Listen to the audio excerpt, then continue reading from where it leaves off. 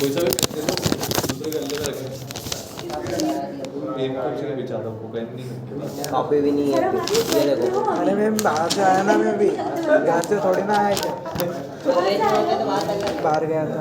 Copy नहीं है, pen की बात कर रहे हो आप। अरे तो मैं बाहर से आया ना, बोलता ना घर से आता तो पूरा बैग लेके आता। सुनो, लिखो हेडिंग ई इनवॉइस, ई इनवॉइस,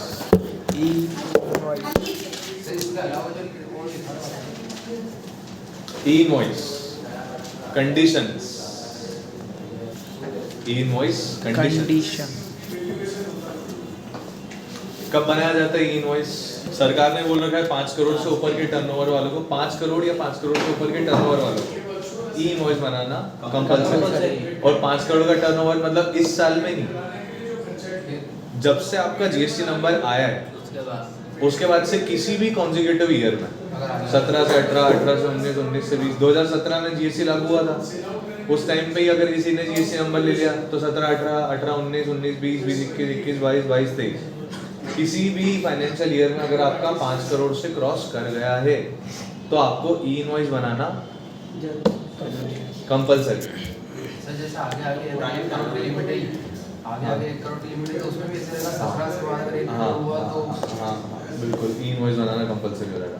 बहुत लोगों के साथ में ऐसा हुआ कि जैसे 2017 में उन्होंने जीएसटी नंबर ले लिया, अब क्या हुआ 18-19 में उनका टर्नओवर 7 करोड़ का हो गया, फिर मतलब उस टाइम सीजन चला, उस टाइम बिजनेस अच्छा खासा चला, उसके बाद से तो 1-1 करोड़ का ही बिजनेस हुआ बाकी सालों में, तो भी वो ई इनवॉइस में आ गए। एक बार आप उसके टेंडेंट में आ गए तो आपको चलते ही रहना, आपको ई इनवॉइस बनाना ही पड़ेगा, ठीक है। तो कंडीशन लिखना सबसे पहले तो 5 crore turnover after GST registration, 5 crore turnover after GST registration in any FY, 5 crore turnover after GST registration in any FY, FY financial year, AY मतलब असेसमेंट ईयर, ठीक है। TO मतलब turnover after GST registration in any financial year, in any FY, ठीक है। फिर उसका condition 2, e invoice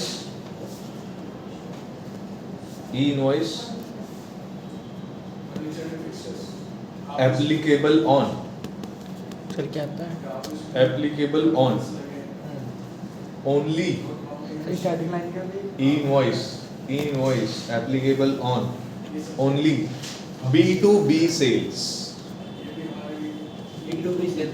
सिर्फ B2B पे, B2C पे ई इनवॉइस बनाने की जरूरत नहीं। तो शुभम जी जीएसटीआर में बनाना पड़ेगा या नहीं?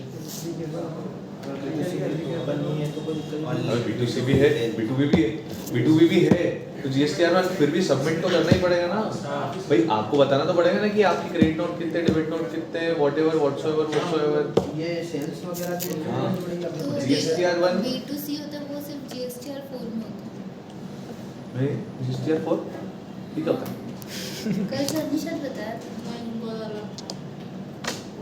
B2C वो कंपोजिशन वालों के लिए हो गया, सबको अलग अलग रखो, मिक्स मत करो, प्रैक्टिस करो, बढ़िया बढ़िया। B2B e invoice applicable only on, e invoice applicable only on, एक और पॉइंट लिखना, e invoice applicable only on taxable sales, only on बदल जी, नॉन टैक्सेबल आइटम है तो ई इनवॉइस, भले ही आपका 50 करोड़ का टर्नओवर है लेकिन आपका गुड्स जो है वो टैक्सेबल नहीं है तो आपको ई इनवॉइस नहीं बनाना है, भले ही B2B हो रही हो सेल्स लेकिन आपको ई इनवॉइस बनाने की जरूरत नहीं। और ई इनवॉइस होता क्या है, क्या होता है पुलकित ई इनवॉइस?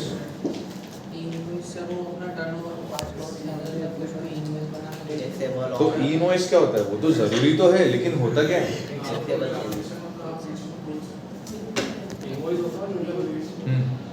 इनवॉइस ही होता है, जीएसटी पोर्टल में शुभम, छोटा शुभम, बोलो बोलो ना, हमें छुप के रहे हो, फिर छुप कर।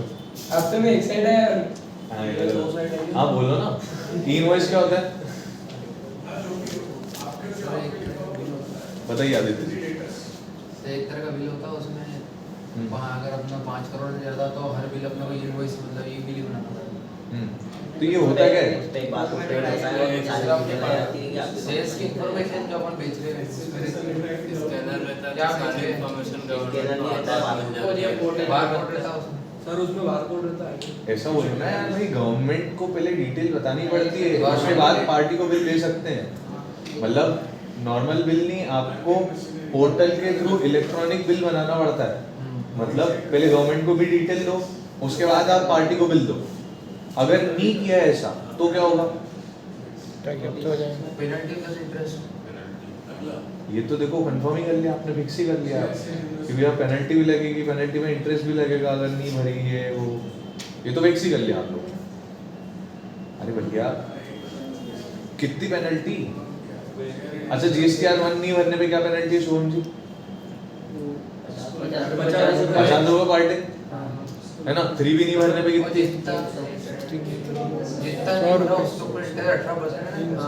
इंटरेस्ट इंटरेस्ट छोड़ो, इंटरेस्ट तो बहुत बाद में लगता है, और टीडीएस पे लगता है मेरे को। जीएसटीआर 3 भी चालान अगर अपन ने नहीं भरा, चालान कब भरते हैं अमान भाई? जीएसटीआर 1 की लास्ट डेट क्या है? अच्छा चालान जीएसटीआर 1 की हाँ 11 है ना। और अगर अपन ने 11 तारीख को नहीं भरा तो 50 रुपए रोज पेनल्टी लगेगी। और जीएसटीआर 3 भी नहीं भरा तो 200 रुपए पर डे पेनल्टी लगेगी, ठीक है। और अगर ई इनवॉइस नहीं बना तो भाई ई इनवॉइस मतलब क्या कि पहले आप गवर्नमेंट को बताओ, उसके बाद बिल दो पार्टी को। अगर आपने ऐसा नहीं किया, भाई गवर्नमेंट को कैसे पता चलेगा कि आपने पार्टी को बिल दे दिया लेकिन गवर्नमेंट को नहीं बताया? कोई अधिकारी आपके यहाँ तो बैठा है नहीं चेक करने के लिए कि भैया इन्होंने बिल दे दिया पार्टी को लेकिन इन्होंने नहीं बनाया, चीटिंग कर दी, चीटिंग भाई देखो आप भरोगे जीएसटीआर 1 में भाई आपका टर्नओवर है 5 करोड़ से ज्यादा, आपको ई इनवॉइस बनाना कंपलसरी है। अब आपने क्या किया कि 4 करोड़ भाई नहीं 4 करोड़ क्या भाई, आपका टर्नओवर खुद का भाई, आपका खुद का टर्नओवर 5 करोड़ से ज्यादा है, आपको सारे बिल क्या करने थे? ई इनवॉइस बनाने थे, B2B। अब आपने क्या किया? नहीं बनाया, लेकिन बाद में महीने भर बाद जब आप जीएसटीआर 1 भर रहे हो, जीएसटीआर 1 में आप अपनी सेल्स की डिटेल बताओगे। सेल की डिटेल में आपने क्या करा? एक बिल बताया कि भैया ये B2B था और टैक्सेबल भी था, लेकिन उसका ई इनवॉइस नहीं बनाया, लेकिन ये बिल हम बता रहे हैं जीएसटीआर 1 में, तो क्या होगा? मतलब गवर्नमेंट को तो यही लगेगा ना कि आपने क्या करा? जीएसटी बिल बनाया लेकिन पोर्टल पे नहीं बताया, ई इनवॉइस नहीं बनाया उसका, तो पेनल्टी लगेगी। कितनी लगेगी पेनल्टी? 132। तुक्के नहीं मानना, गूगल करो फटाफट। Penalty for not making E invoice. तुम तो कोई नहीं बोल के आ रहे हो।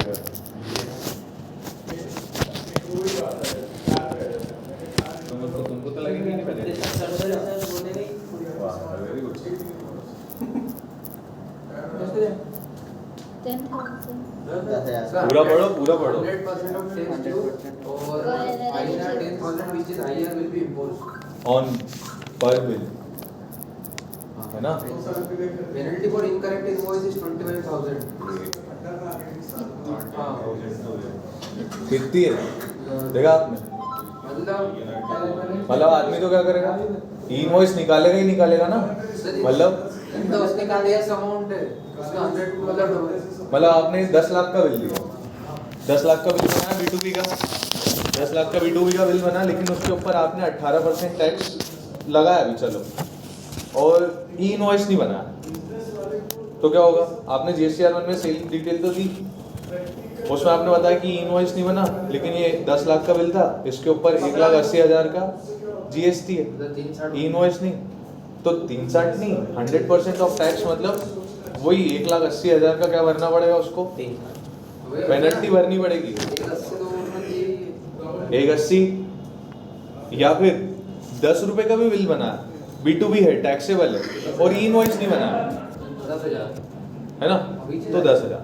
तो सर ये जो इनकरेक्ट का है 25,000, जैसे बिल में कुछ गलत लिखा गया और वापस बना रहे तो भाई आपने ऐसा नहीं, सपोज करो आपने बिल बनाया, हाँ सपोज आपने 100 रुपए का बिल बनाया, हाँ गलती से 100 रुपए का बना दिया, वो आपको 100 का नहीं, आपको 1,000 रुपए का बिल बनाना था, 100 रुपए का ई इनवॉइस बना दिया आपने, फिर बाद में आपने उसमें चेंजेस करे, उसको 1,000 का कर दिया, पहले आपने ई इनवॉइस निकाल दिया गलत बना के, फिर बाद में आपने उसको सही कर दिया टेली में, फिर GSTR 1 में 1,000 वाला चढ़ाया, 100 वाला नहीं चढ़ा, क्या करा, समझे? तो पहले ही चली जाएंगे ना अगर डिटेल्स गवर्नमेंट को आपने दे दी 100 वाले बिल की, फिर बाद में आपने उसको सही कर दिया, इधर टेली में 1,000 कर दिया, टेली में 1,000 कर दिया, फिर जब GSTR 1 भरने गए तब आपने 1,000 वाला बिल बताया गवर्नमेंट को, तो गवर्नमेंट क्या समझेगी 900 वाली कि आप क्या कर रहे हो, वो बिल में आप अल्टरेशन कर रहे हो, है ना? इससे अच्छा उसको कैंसिल ही करो, दूसरा बना। कैंसिल 24 आवर्स के अंदर अंदर कैंसिल कर सकते हो आप, ई इनवॉइस सेम डे में कैंसिल हो जाएगा, अगले दिन अगर आप करने जाओगे तो नहीं होगा, कितने भी कर सकते हो, कोई दिक्कत नहीं। ज्यादा कैंसिल तो कायदे से नहीं करना चाहिए, लेकिन कैंसिल की कोई लिमिट नहीं, आप कितने भी बिल कैंसिल कर सकते हो। भाई जैसे उद्धव बैठा सिस्टम पे, सर उसमें भी आएगा ना फिर GSTR में भी जाएगी ना, हाँ उसमें भी नहीं वही देखो इनकरेक्ट वाला के तो फिर कैंसिल करके सही करके बना के यार देखो, सपोज करो आपने बिल बनाया, डिटेल बाद में चेंज कर दी वो बिल की, फिर GSTR 1 में आपने चेंज्ड वाली डिटेल डाल दी, तो गवर्नमेंट को ये लग जाता है कि आपने मैनिपुलेशन करा। अब मैनिपुलेशन के ऊपर कितना है पर बिल, 25,000 रुपये पेनल्टी, पर सर अपन भले 500 रुपये का बिल हो, अगर डेटा अगर कम वो करेंगे तो फिर इस पे लिखा भी तो आ जाता है मॉडिफाइड हाथों हाथ आ जाता है, लेकिन आपने सबमिट ही कर दिया फोर्स करके, आपने फोर्स करा उसको, वो बता देता है कि आप यार IRN गलत था, मतलब ई इनवॉइस नंबर गलत था, और आपने इसके ऊपर दूसरी डिटेल बताई है ई इनवॉइस में, और आप GSTR 1 में अलग बता रहे हो, तो क्या होगा, वो वैसे वहाँ पे दिखाता है लाल में कि आपने गलत कर दिया, लेकिन उसको इग्नोर करके और फिर अपन ने आप सबमिट कर दिया, तो फिर 25,000 रुपये पेनल्टी शो कर देगा आपको। कब करेगा पेनल्टी, GSTR 3B में, जब आप 3B में चालान फाइल करते हो। भाई पेनल्टियाँ सारी किस में आती है, वो आते हैं ना इतने सारे डब्बे, उसमें आता है लेट फीस, पेनल्टी, इंटरेस्ट, ये वो, तो उसमें पेनल्टी वाले कॉलम में अपनी पेनल्टी ऑटोमेटिकली आ जाएगी। मॉडिफाइड बिल है तो कितनी पेनल्टी है, 25,000, और आपने ई इनवॉइस नहीं बनाया तो पेनल्टी कितनी है, 10,000, हाँ 10,000 या 100% ऑफ टैक्स, ठीक, ओके चलेगा, नहीं चलेगा ना, बना रहे हैं ना तो पता नहीं चलेगा तो 25 पे। बाकी ई इनवॉइस में कुछ सेक्टर्स को ऐसा है कि आप पहले बिल दे दो, ई इनवॉइस थोड़े दिन में बना दें, लेकिन GSTR 1 से पहले बना ही देना। मतलब क्या कि भैया जैसे रिटेल बिल बनाना है मेरे को, अब पार्टी आई, पार्टी GST नंबर भी दे रही है, लेकिन आइटम वो 10,000 का ही खरीद रहा है, तो इतने छोटे बिल के लिए भी क्या है कि अब ऐसे 10-10 हज़ार के दिन भर में 50 बिल बनते हैं, 100 बिल बनते हैं, तो हाथों हाथ में ई इनवॉइस का पोर्टल अगर सपोर्ट नहीं कर रहा है या ई इनवॉइस नहीं चल रहा है कुछ भी, तो पार्टी को बिल देके तो रवाना करो, फ्री करो फटाफट, तो बिल दे दो, लेकिन उसका ई इनवॉइस 24 घंटे नहीं, आप GSTR 1 से पहले कभी भी चढ़ा दो। ये सभी को है, मतलब कि सिर्फ कुछ सेक्टर को ही है, सिर्फ कुछ सेक्टर जो रिटेल वाले, FMCG वाले, भाई दिन भर में बहुत सारे बिल बनते हैं, तो आप ज़रूरी नहीं है कि हाथों हाथ ही ई इनवॉइस बनाओ, लेकिन हाथों हाथ ई इनवॉइस बन जाते तो क्या होता है कि भैया कंफर्म हो गया, ई इनवॉइस भी बन गया, अगर नहीं बनाया तो फिर 10,000 पेनल्टी, ऐसा। ऐसे कंडीशन में तो 2 दिन पोर्टल नहीं चल रहा था, गाड़ी निकलेगी, पोर्टल तो चलता ही है, कभी कभी होता है सर, याद कभी कभार ही होता है, बाकी पोर्टल तो बहुत बेहतरीन चलता है।